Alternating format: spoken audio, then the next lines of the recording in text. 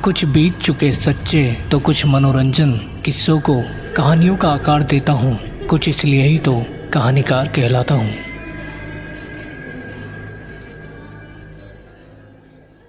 मित्रों, चैनल की सभी कहानियों को सुनने के लिए चैनल को सब्सक्राइब करना और बेल आइकन दबाना ना भूलें।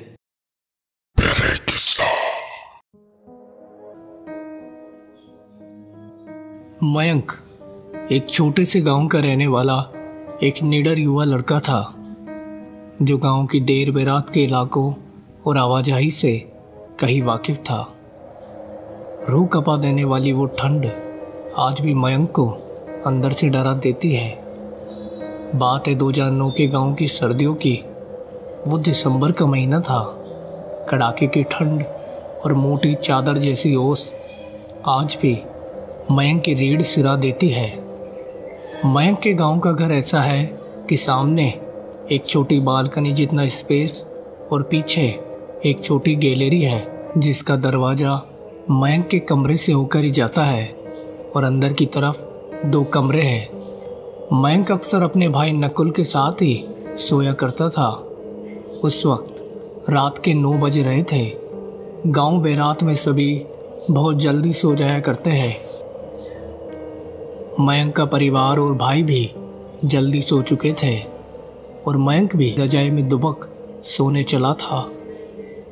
ऐसे तो देर बेरात गांव में कहीं ना कहीं भजन और कीर्तन चलते मालूम पड़ते हैं, लेकिन उस रात मानो जैसे गांव के घनी वादियों में सिर्फ चुप्पी छाई हो। रात के अंधेरे टकरा कर आपस में ही बातें करते थे।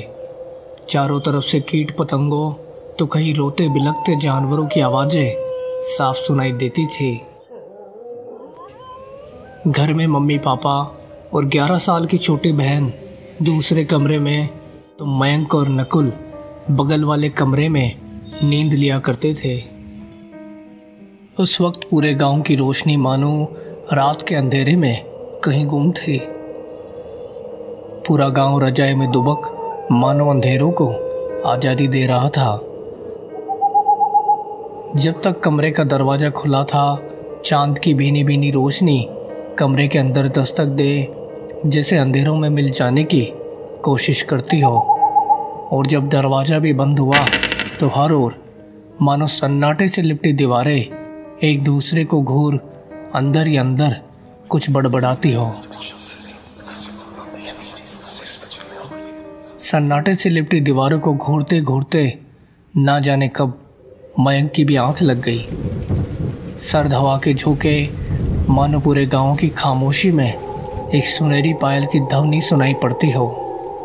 हर ओर आती कीट पतंगों और जानवरों की आवाज़ें शीशे की तरह साफ थी और रात अपनी चरम सीमा पे।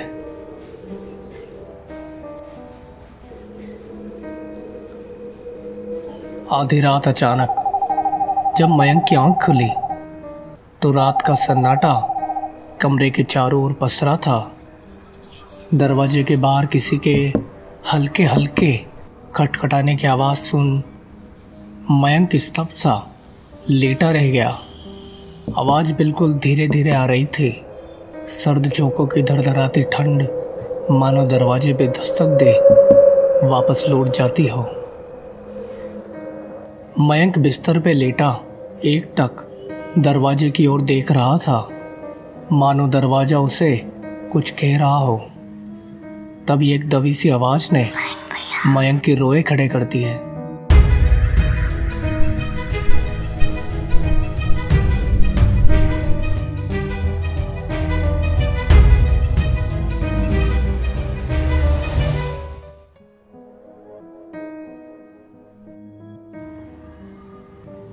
चद्दर हटा दबे पांव अंधेरे का सहारा लिए मयंक दरवाजे की ओर बढ़ते हुए अपने कान लगा आ रही आवाज़ों का जायजा लेने लगा। सर्द हवाओं के झोंकों के अलावा एक दबी सी आवाज़ में कोई दरवाज़ा खटखटा रहा था। आवाज़ ऐसी जैसे कोई छोटा बच्चा दरवाजे को भीने भीने स्वर में खटखटा रहा हो। आवाज़ एक बार फिर सुनी तो पाया कि छोटी बहन दबे होठों से कुछ बुदबुदा रही थी। मयंक आवाज़ सुन थोड़ा झुंझला गया, जैसे उसकी नींद अभी अभी टूटी हो। एक पल सोचते हुए कि इतनी रात गए छोटी बहन दरवाजे के बाहर क्या कर रही है।